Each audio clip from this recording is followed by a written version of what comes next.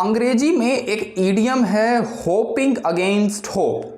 7 नवंबर को अफगानिस्तान और न्यूजीलैंड के मैच से पहले भारत के लिए जो माहौल बना उसमें यही ईडियम फिट बैठता है। भारतीय टीम समेत तमाम भारतीय फैंस को उम्मीद थी या यूं कहें कि तमन्ना थी कि अफगानिस्तान न्यूजीलैंड को हरा देगा और भारत के लिए सेमीफाइनल के दरवाजे खुले रहेंगे।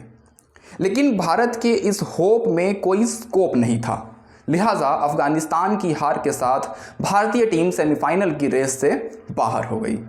लेकिन यहाँ सवाल ये कि भारतीय टीम को टूर्नामेंट शुरू होने से पहले ट्रॉफी का प्रबल दावेदार माना जा रहा था, उसी भारतीय टीम की ऐसी हालत कैसे हो गई? क्यों भारत 2012 के बाद पहली बार किसी आईसीसी टूर्नामेंट के नॉकआउट स्टेज में पहुंचने से पहले ही बाहर हो गया? भारत के इस हाल में पहुंचने के कई कारण हैं, लेकिन सबसे ज़्यादा चर्चा आईपीएल की है, तो बात आईपीएल से ही शुरू करते हैं। नामीबिया के खिलाफ आखिरी मैच के बाद रवि शास्त्री ने भी माना कि आईपीएल और टी20 वर्ल्ड कप के बीच में थोड़ा और समय होना चाहिए था। आईपीएल के सेकंड हाफ के आयोजन के चक्कर में वर्ल्ड कप जैसे अहम टूर्नामेंट की अनदेखी की गई। लेकिन यहाँ सवाल रवि शास्त्री से भी पूछा जाना चाहिए कि जब आपको पता था कि दोनों टूर्नामेंट के बीच खिलाड़ियों को समय की ज़रूरत है, तो बतौर कोच आपने समय रहते एक भी शब्द क्यों नहीं बोला?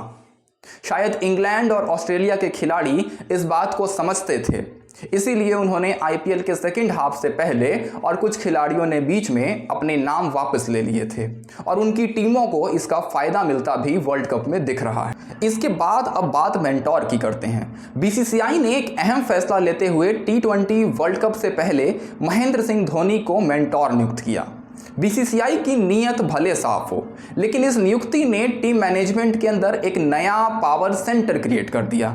कोच रवि शास्त्री, मेंटोर महेंद्र सिंह धोनी और कप्तान विराट कोहली की खिचड़ी पर भी उंगलियां उठ रही हैं।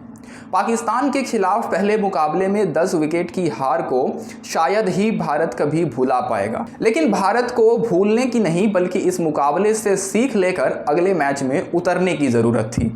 अश्विन जैसे मैच विनर, जो कि इसी टूर्नामेंट की शुरुआत तक भारत के लिए टी20 में हाईएस्ट विकेट टेकर थे, उन्हें पाकिस्तान और न्यूजीलैंड के खिलाफ अहम मैचों से बाहर रखा गया, ये जानते हुए कि न्यूजीलैंड की टीम स्पिन के खिलाफ कमज़ोर है और अश्विन अपना घातक प्रदर्शन दिखा सकते हैं।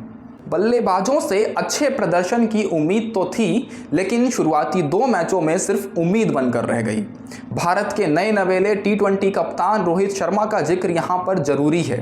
पाकिस्तान और न्यूजीलैंड को तो छोड़िए, नामीबिया जैसी टीम के खिलाफ भी रोहित ने शुरुआती 3 ओवर में खुद के आउट होने के 3 मौके दिए। रोहित ने इस मैच में अर्धशतक तो जड़ा, लेकिन नामीबिया के फील्डर्स की रहनुमाई की बदौलत। हार्दिक पांड्या जैसे खिलाड़ियों के चोटिल होने की समस्या ने भी भारत को बड़ा नुकसान पहुंचाया है। हार्दिक पांड्या के साथ चोट की चिंता कभी ना खत्म होने वाले डेली सोप ओपेरा की तरह है। क्या फिटनेस के मुद्दों पर कॉल करने के लिए भारत के पास कोई सिस्टम है? कौन ले रहा है इसकी जिम्मेदारी? इसका जवाब हमें और आपको कभी नहीं मिलेगा। मैनेजमेंट के उतावलेपन ने भी भारत को कहीं ना कहीं इस टूर्नामेंट में प्रभावित किया है।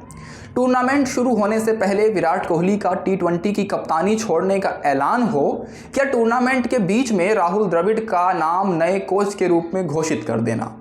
टीम के ऊपर इसका डायरेक्ट प्रभाव पड़ता भले ना दिखे, लेकिन क्या ये संभव नहीं है कि विराट कोहली जब भी मैदान पर होंगे तो उनके जहन में बतौर कप्तान आखिरी टी20 टूर्नामेंट खेलने का दबाव होगा?